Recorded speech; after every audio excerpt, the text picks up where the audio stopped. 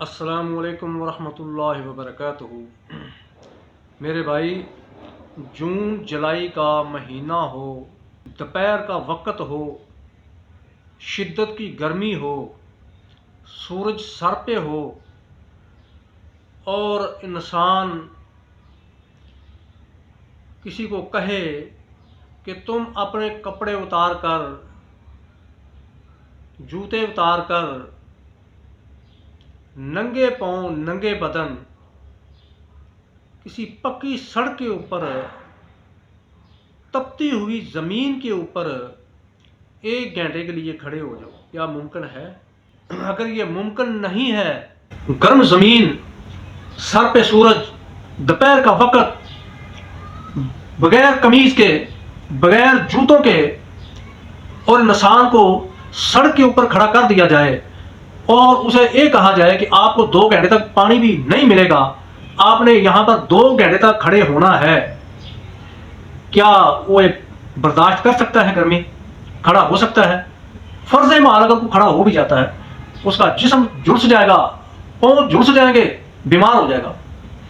تو اگر ہم یہ دنیا کی گرمی برداشت نہیں کر سکتے، دوسری مثال، اگر کسی کو جلتی ہوئی آگ کے اندر، جلتے ہوئے تندور کے اندر 1 منٹ کے لیے ہاتھ ڈالنا پڑ جائے، یا اس کو آگ کے اندر 1 منٹ کے لیے کھڑا کر دیا جائے، آگ جل رہی ہو، اس کے شعلے نکل رہے ہوں، تو کیا آدمی 1 منٹ کے لیے اس آگ میں کھڑا ہو سکتا ہے؟ نہیں ہو سکتا۔ اگر ہم دنیا کی آگ برداشت نہیں کر سکتے، دنیا کی گرمی کی شدت ہم برداشت نہیں کر سکتے، تو پھر ہم اس دن کے لیے اتنے فکر مند کیوں نہیں، اتنے ریلیکس کیوں ہیں؟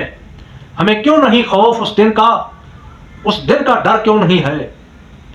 اس دن کے لیے ہم فکر مند کیوں نہیں ہیں؟ جس دن تو سورج بھی 1 میل کی مسافت پر ہوگا، جس دن یہ زمین بھی نہیں ہوگی، یہ زمین بھی بدل دی جائے گی، اور جس دن پینے کے لیے پانی بھی نہیں ہوگا، رکنے کے لیے، ٹھہرنے کے لیے، سکون کے لیے کوئی سایہ بھی نہیں ہوگا، پھر ہم اس دن کے لیے فکر مند کیوں نہیں، کیوں بے فکر ہیں؟ میرے بھائیوں، اس دن کی ہولناکیاں دیکھو۔ آج تم جیل کے اندر جاتے ہو، حوالات میں جاتے ہو، جیل میں جاتے ہو، کوئی نہ کوئی تمہاری سفارش آ جاتی ہے، کوئی وکیل کر کے تمہاری ضمانت کروا لیتا ہے، کہیں رشوت کام آ جاتی ہے، کہیں پرچی کام آ جاتی ہے، کہیں کسی کا فون کام آ جاتا ہے، کسی کی سفارش کام آ جاتی ہے، لیکن وہ ایسا دن ہے مالک یوم الدین، جس کا مالک صرف اللہ ہی ہوگا۔ اس دن کا مالک صرف اللہ ہوگا۔ اس دن کوئی کسی کی پرچی، کوئی سفارش، کوئی ٹیلی فون، کوئی کام نہیں آئے گا۔ اس دن صرف انسان کے اپنے اعمال کام آئیں گے۔ انسان اپنے اپنے گناہوں کی وجہ سے اپنے اپنے پسینے کے اندر شرابور ہوں گے، ڈوبے ہوئے ہوں گے، گھٹنوں تک، کوئی کندھوں تک، کوئی پورے ڈوبے ہوں گے۔ تو ہم کیوں نہیں اس دن کی تیاری کرتے، جس دن جسم کے اوپر لباس بھی نہیں ہوگا، اور کوئی اس دن کوئی سفارش بھی نہیں کرے گا، اگر کوئی کرے گا تو اللہ کی اجازت کے ساتھ کرے۔ اس دن کی ہولناکیاں دیکھو، تلخیاں دیکھو، سختیاں دیکھو، لیکن آج ہم بہت بے فکر ہیں اس دن سے۔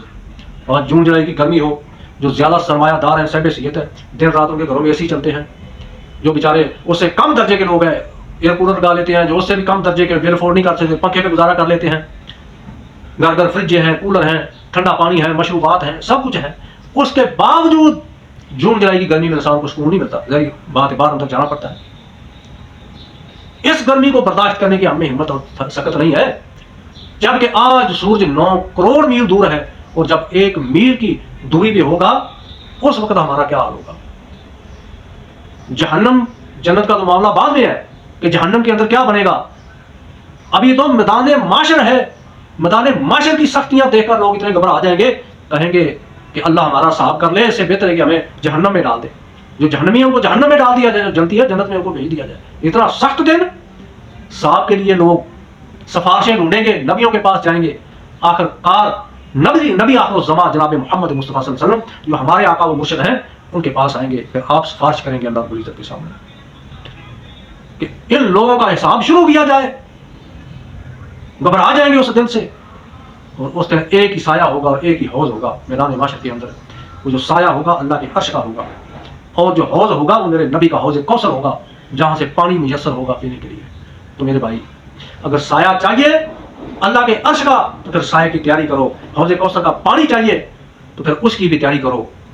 اللہ کے نبی صلی اللہ علیہ وسلم کے بتائے ہوئے طریقوں پر عمل کرو، اللہ اور اس کے رسول کے حکامات کے اوپر عمل کرو. جنت جانے کی تیاری کرو، پانی پینے کی تیاری کرو، تب بھی پانی ملے گا. اگر دنیا میں رہ کر اپنی من مانی کرو گے تو پھر وہاں تمہاری کوئی نہیں سنے گا. دنیا کے اندر رہ کر تم نے اپنے آپ کو اللہ اور اس کے رسول کے حوالے کر دیا تو کل قیامت والے دن بھی پھر اللہ اور اس کا رسول تمہیں رسوا ہونے سے بچائے گا، تمہیں رسوا نہیں ہونے دے گا. اس دن کوئی کسی کے کام نہیں آئے گا، مگر جس کے لیے اللہ کا حکم ہوگا وہی سفارش کرے گا. وہ بھی اسی کی سفارش ہوگی جو سفارش کے لائق ہوگا. کافر، مشرک، منافق، کسی کی کوئی سفارش نہیں ہوگی.